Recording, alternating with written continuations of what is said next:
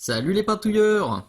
Bienvenue sur ce nouveau tuto de peinture pour parler ensemble des ossements. Qui dit figurine de wargame dit très souvent des ossements soit sur les socles, soit directement sur les pitous. Ça fait souvent des ornements sur les gars du chaos. On a très souvent des os, des crânes, des trucs comme ça. Ça peut être aussi des cornes, hein, ce que je vais vous montrer là, ça fonctionne aussi très bien sur de la corne. Donc l'idée, ça va être de vous montrer des ossements qui sont bien vieillis, comme ici. Alors là, j'ai rajouté un petit peu de sang, d'où la teinte un petit peu rougeâtre. Ça faisait ossement frais, hein. C'est comme si une bestiole venait juste de se faire dépioter. En chargeant un petit peu moins sur le sang et en chargeant moins sur le marron, on peut obtenir quelque chose comme ça. Vous le voyez. Et puis, on peut aussi tout à fait utiliser cette recette sur une figurine entière, hein, comme sur ce squelette, hein. Vous voyez, à chaque fois, c'est la même recette, ça fait le job. Et je vais vous montrer immédiatement comment procéder. Alors, cette vidéo, c'est une avant-première Patreon, c'est-à-dire que les personnes qui me soutiennent sur Patreon ont déjà vu ce tuto il y a 2 mois. Donc je vous remets le lien ci-dessous. N'hésitez pas à y faire un petit tour pour voir ce que je propose. Allez, c'est parti! Alors aujourd'hui, c'est ce gros ossement qui va me servir de cobaye, que j'ai sous-couché en blanc et que j'ai ensuite basé avec du Zandri Dust de chez Citadel Games Workshop. Donc c'est une peinture base, hein, vous voyez, c'est noté ici. Ça veut dire que c'est bien couvrant, que ça s'applique facilement, et du coup sur la sous-couche blanche, là, j'ai eu besoin de faire seulement 2 passages, donc c'est plutôt cool. Allons-y, on va ombrer avec du Strong Tone. Si vous n'avez pas de Strong Tone, un marron foncé, la Grax Earthshade fonctionne aussi très bien. Ça peut être un lavis classique avec un marron foncé, de l'ombre brûlée ou un autre marron. Et si vous avez que du marron clair, et ben du marron clair plus un peu de noir. Et en avant Guingamp. Alors, le strong tone est là. Donc on va se dire que la lumière, comme d'habitude zénithale, vient de là-haut. Alors un petit peu comme ça, vous allez voir quand je peins, je serai un peu décalé comme ça. Donc cette partie-là sera sûrement un peu plus sombre que cette partie-là. Donc on y va, on tartine. Youp. Pas besoin de se poser trop de questions. Alors là, pour le coup, je vais vraiment vous montrer un ossement super texturé, super amoché, qui a traîné dans le désert depuis un petit moment, hein. Donc là, le lavis, moi, je me fais plaisir. C'est le moment détente de la journée, je tartine. Alors bon, pour faire n'importe quoi quand même, là, il y en a un peu trop. J'absorbe sur le sopalin, le surplus. Je passe encore sur le sopalin pour vider le pinceau. Encore un coup. Oui, je viens éliminer comme ce qui s'est accumulé un peu trop là-haut. Pas faire n'importe quoi. Là, je vais en tirer un peu plus vers le bas. J'en reprends une chouillette. Quick. Quand il y a des petites auréoles. Alors là, pour le coup, c'est no panique, hein. S'il y a de l'auréole, c'est pas grave, puisque comme je vous l'ai dit, je vais vous faire quelque chose d'assez texturé. Hop là. Et puis de toute façon, vous me connaissez, on va reprendre tout ça avec un lavis plus classique. Allez, coup de sèche-cheveux. Je viens de me rendre compte que la toute première partie était un poil floue, désolé. Du coup, le lavis, on voit pas exactement comment ça se passe, mais bon, vous avez vu, hein, c'était du tartinage, donc il n'y avait pas beaucoup de détails à se mettre sous la dent. Donc je pense que ça fera l'affaire.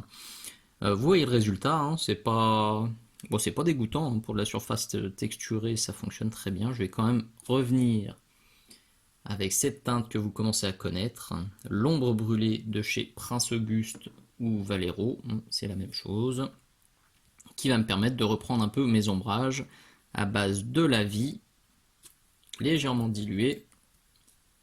Là on a une goutte d'eau, une goutte de peinture, et je vais venir tirer ça dans mes zones sombres. Donc je l'applique, je rince le pinceau sur le sopalin, et hop là, je repars d'un peu plus haut. Hop, je rince encore sur le sopalin. Oups là. Youp. Fait sécher un peu. Alors, je m'inquiète pas, il y a des petites auréoles, des petits machins qui sont pas jolis. C'est no soussailles. Sur celui-ci, je veux quelque chose de bien amoché. Donc je rince encore une fois mon pinceau. Et je pars un petit peu plus haut.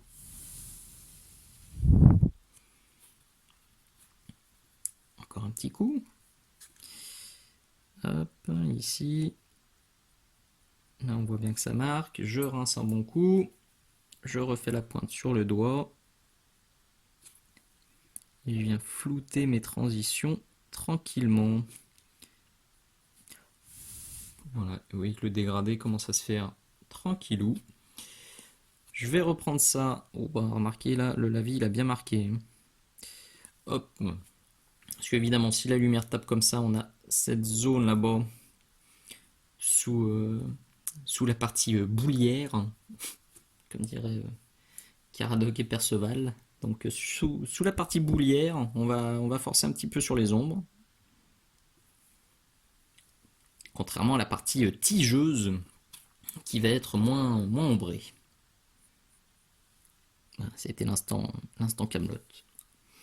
Normalement, quand je peins très souvent, je mets du Camelot. Alors je regarde pas, hein, mais à force, je connais les phrases par cœur. Et ça me fait quand même rire. Hop. Allez, je refais encore un petit coup ou deux petits coups comme ça, juste pour forcer légèrement l'ombrage. Et ce sera bon. Voilà, une fois que les ombrages vous conviennent, on va reprendre ce qui a été un peu trop assombri par le lavis. Donc je reprends avec mon Zandri Dust qui est toujours ici. Alors que je vais tirer vers le haut. Alors là ça va bien marcher parce que j'ai été plutôt soft sur l'ombrage, sur le lavis. Donc vous voyez, je pose, je nettoie sur le sopalin. Et je repars d'un petit peu plus bas, je nettoie encore. Je repars d'un petit peu plus bas, je nettoie encore. À chaque fois, je décharge le pinceau en fait. Comme ça, sur mon pinceau, il y a de moins en moins de peinture.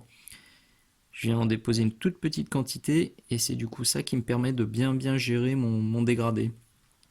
Vous voyez, là, juste en un passage, on récupère un dégradé qui est propre. Hop. Bon, c'est sûr, ce serait une épaulette ultra lisse de Space Marine. Je ferai un petit peu moins de mariole, mais là, ça se peint tout seul. Donc j'en mets, je nettoie sur le pinceau, sur le sopalin, pardon, j'en mets, je nettoie, j'en remets, je nettoie. Là je vais humidifier un tout petit peu pour faire une sorte de glacis pour lisser mes transitions tranquillement. Hop, ensuite je vais reprendre ça en mode pas trop dilué, que je vais venir, je sais pas si on voit bien la vidéo, si on voit bien. Il y a une sorte de petite arête qui est ici, donc je vais venir la tapoter très légèrement, oui, avec le Zandri Dust. Pareil pour sa copine qui est ici. Hop là, j'en enlève un petit peu parce que j'en avais un peu trop. Alors je vais tourner, je vais essayer de rester dans le champ. Et j'y vais vraiment léger, ça commence à apporter un petit peu de texture. Ça me va bien. Sur le haut, je vais y aller un peu plus violent, à droite, à gauche, clac, clac, clac. Bon, et là-haut, par contre, la partie boulière, elle a été bien assombrie, donc j'y vais costaud. Il faut la rééclaircir. Hop, j'en enlève un peu. C'est pas facile à avoir quelque chose de très net. Pour le coup, c'est rare que j'utilise des parties de figurines, des bits aussi balèzes. Note pour plus tard, c'est pas forcément très judicieux. Alors on voit bien, hein. Je pense qu'au moins vous voyez bien les dégradés qui apparaissent, mais pour le coup, pour avoir quelque chose de super net, c'est pas simple. Et vu que je veux pas laisser la focus de la caméra faire n'importe quoi, il y aura peut-être quelques flous. Allez, on continue, hein. Hop, donc je vais venir encore éclaircir là-haut. Bon, faut pas que j'y passe non plus 107 heures, puisque de toute façon derrière je vais rééclaircir costaud au moins 2 fois, avec 2 autres teintes. Donc bon, vous vous doutez, hein, vous voyez déjà arriver l'ivoire ou le blanc cassé, hein. Là c'est cadeau. Sur de l'ossement, si vous mettez pas de l'ivoire, c'est dommage. Donc là, je commence un peu à marquer des éclats, style. Bon, déjà sur des ossements classiques, sur des socles, j'ai tendance à texturer bien. Mais alors là, en plus, le gars s'en servait pour cogner sur les autres. Donc bon, je me dis quand même que celui-là, faut l'abîmer. Donc là, je décharge bien mon pinceau sur le sopalin. Et je vais venir juste texturer très gentiment. Et j'effleure le truc. Et quand ça veut bien marquer, eh ben ça marque. Ça me garantira un côté un petit peu aléatoire. Donc ça me plaît bien. Alors là-haut, il y a aussi des petites arêtes là que je vais venir rechoper, retexturer, rééclaircir. Allez, un petit peu de boulot d'affinage. Et on continue. Alors, je me suis arrêté ici, mais évidemment, ça aussi je le répète très très souvent, faites-vous votre propre opinion, faites-vous votre propre recette, je vous donne les teintes. Si vous voulez quelque chose de vachement plus marron, eh ben, forcez encore avec vos ombrages. Si vous voulez quelque chose de beaucoup plus clair, redescendez plus bas avec votre Zandri Dust. Euh, Très sincèrement, je trouve ça peut-être un peu fort ici. Je repasserai peut-être des glaciers à la fin, mais je veux bien vous montrer le dégradé.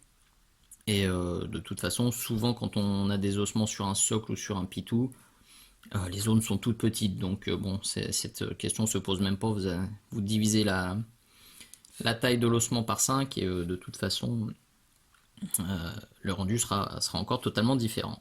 C'est pour ça que je force. Donc allons-y, on éclaircit maintenant avec de l'Ushabti-Bone, toujours chez Games Workshop, qui est ici.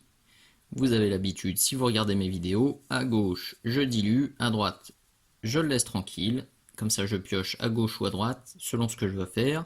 Je pioche dans la partie diluée pour lisser mes dégradés, je pioche dans la partie non diluée pour faire des impacts ou marquer des points de lumière vraiment intenses. Allez, alors, comme d'habitude, les premiers coups de pinceau sont toujours un peu timides, on voit comment ça réagit, comment la surface se peint. Donc là j'applique, je nettoie sur le sopalin, je décharge mon pinceau, et je peins un peu plus large.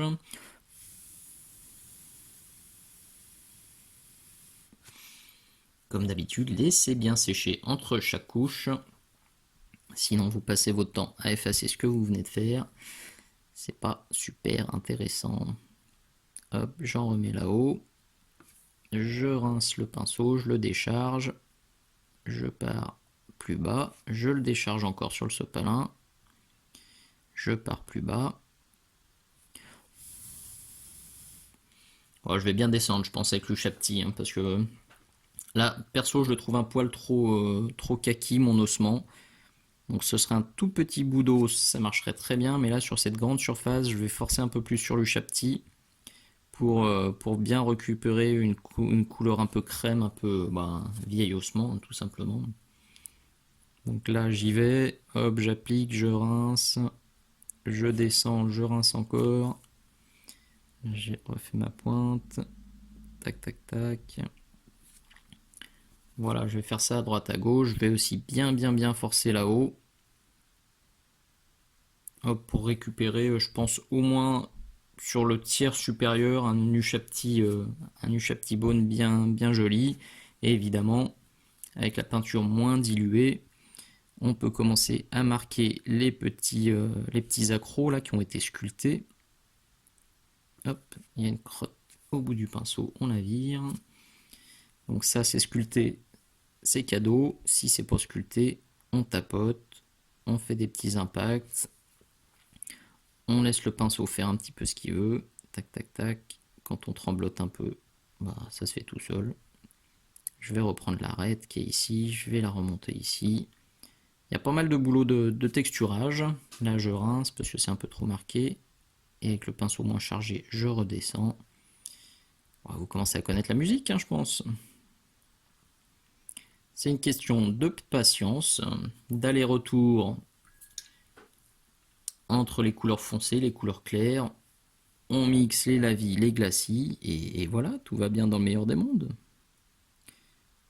Alors une fois de plus, il y en a plein qui me demandent des recettes miracles ou des astuces pour la dilution. Je n'en ai pas. Il faut faire vos tests, il n'y a pas de choix.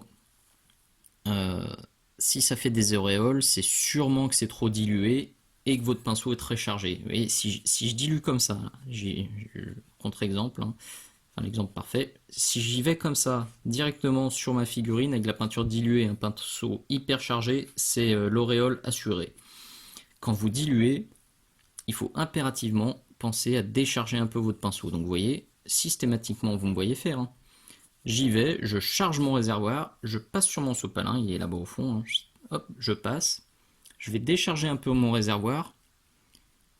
Et quand j'applique, j'y vais tout doucement. Si j'appuie à fond, je vide mon réservoir, toute la peinture passe sur la figurine et c'est la cata, c'est l'auréole assurée. Si vous diluez, vous devez charger moins le pinceau et essayer de moins appuyer aussi sur votre pitou pour mettre moins de peinture. Et là, ouais, j'ai pas de recette miracle, tout simplement parce que si je vous dis de faire un mélange, une goutte du Chapti pour 4 gouttes d'eau par exemple, peut-être que ça marchera super bien ici. Avec une autre peinture, une autre gamme, ça marchera pas du tout. Et si ça se trouve, vous allez acheter un Ushapti qui sera plus dilué ou moins dilué que le mien, parce que ça varie vachement en fonction des lots, et ben ça marchera pas non plus. Donc il n'y a pas de recette miracle. Je suis vraiment désolé. Essayez d'obtenir quelque chose comme ça. C'est un peu souvent on entend dire que c'est comme du lait en fait. Donc vous obtenez quelque chose comme ça. Vous videz bien votre pinceau et vous y allez tout doucement et ça devrait aller tout seul. Voilà, je continue tranquillement, avancer sur mes éclaircissements. Et je reviens. Voilà, donc comme je vous l'avais annoncé, je suis bien redescendu avec l'Ushapti. J'ai même fait quelques glacis par ici pour récupérer quelque chose d'un peu plus clair, d'un peu moins kaki, parce que j'y étais allé costaud avec le Zandri Dust. Donc là, ça me plaît déjà plus. On va pouvoir maintenant nuancer un peu. Donc c'est typiquement une étape qui, sur la figurine de jeu rapide, vous pouvez sauter, vous inquiétez pas si vous voulez pas apporter de nuances. Accélérer la vidéo, sauter ce petit passage. Là, je vais vous montrer comment apporter toujours pareil un petit peu de vie, un petit peu d'originalité à votre figurine. Alors vous voyez ces nuances, on les voit par exemple ici, on les voit ici aussi. Pendant de très nombreuses années, sur tous mes ossements, j'ai utilisé ça, le Snakebite Laser. J'en ai consommé des quantités astronomiques sur tous mes ossements et sur tous mes cuirs. Malheureusement, cette teinte, elle n'existe plus. Alors, j'ai pas encore vraiment trouvé d'équivalent. Le plus proche que j'ai trouvé chez Citadel, c'est ça, le XV88. Vous voyez, c'est quand même moins clair, moins orangé. Bon, ça fait quand même le job. Je sais que dans d'autres gammes, il y a des choses qui sont équivalentes. Bon, j'ai pas testé autre chose, donc je peux pas vous en dire plus. Si vous trouvez quelque chose qui se rapproche du Snakebite Laser, pour les ossements un peu ocre, sépia, là, c'est du bonheur. Ça fonctionne très bien. Du coup, depuis quelques temps, plutôt que de faire des nuances de ocre, enfin de Snakebite dans mes ossements, vous voyez, comme celui-ci, et ben, je vais plutôt mettre du gris sur celui-ci. J'ai pas mis du tout de Snakebite, ni de XV88, j'ai mis des nuances hop là, Dunstone. Le Dunstone, je trouve qu'il fonctionne très bien, vous voyez, ça fait un os un peu vieilli, un peu poussiéreux, donc j'aime bien le résultat. Et si vous voulez opter pour autre chose, c'est encore tout à fait possible, vous voyez, sur cet ossement là, c'est pas du gris, c'est pas du Snakebite, j'ai repris évidemment l'ocre que j'ai utilisé pour teindre ce socle désertique. Donc au moment des nuances, vraiment vous pouvez vous amuser. Si vous avez un socle avec une teinte bien particulière, c'est le moment pour faire un glacis et quelques petits lavis, quelques jus colorés pour que votre ossement, pour que vos os prennent un peu la teinte du socle, du milieu dans lequel ils sont censés passer leur temps et vieillir. Donc là, pour vous montrer comment faire, j'ai pris du Dunstone. Hop là, je vais juste pousser cette figurine qui est juste sur le bord de la table. Et le socle aussi, histoire de ne pas faire de bêtises. Donc il est là, j'en ai plein le doigt. Merci les pots Games Workshop.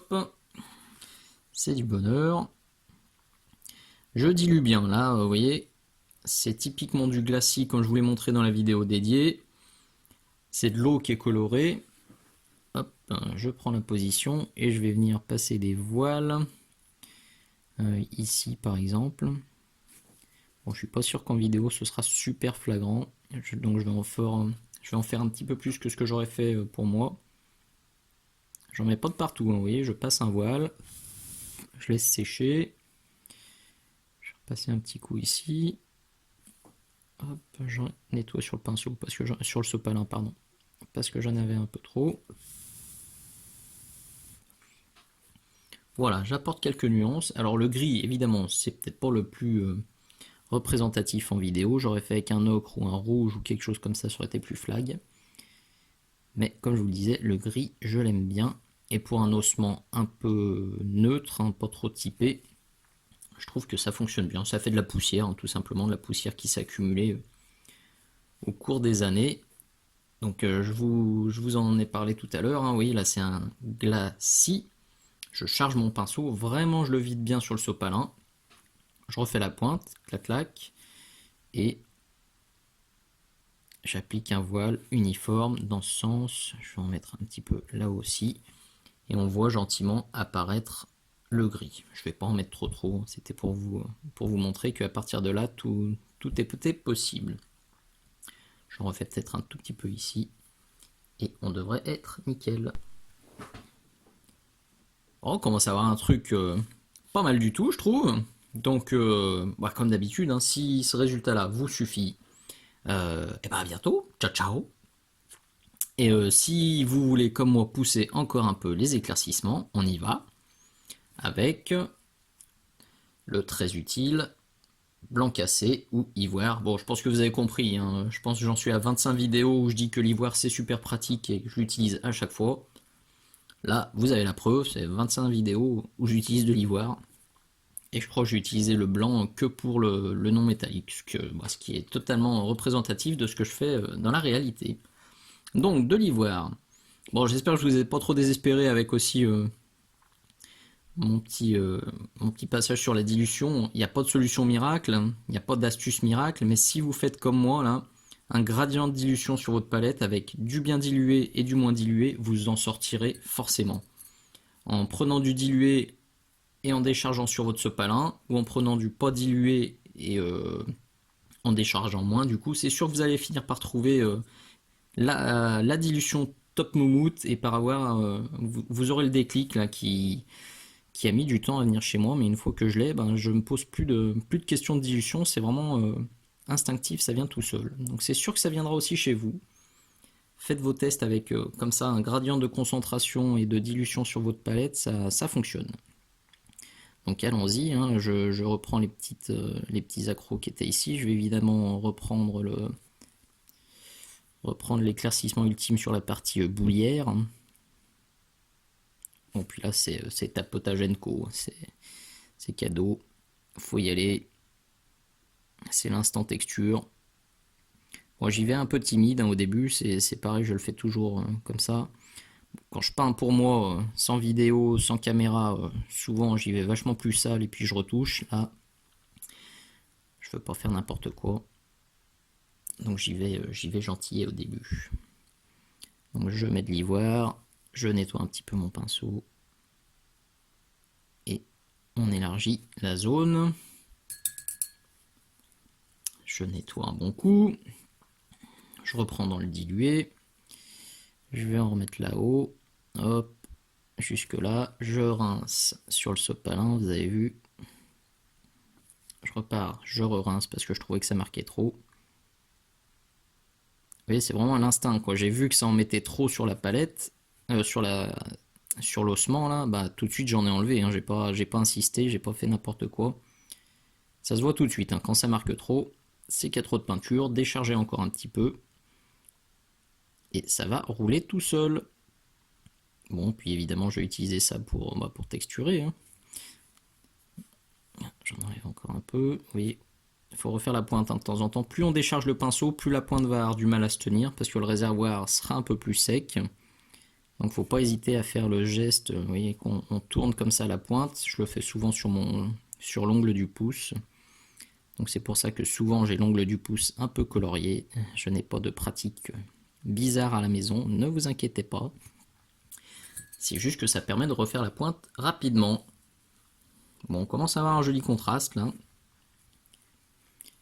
Comme toujours, il faut voir quand vous vous arrêtez, quand le résultat vous plaît. Moi je vais pas en mettre de trop, je pense. Parce que la teinte de Luchaptibone me plaisait bien, j'avais bien rattrapé le coup. Donc là je vais juste venir marquer quelques points, quelques impacts en plus. Et on sera au bout.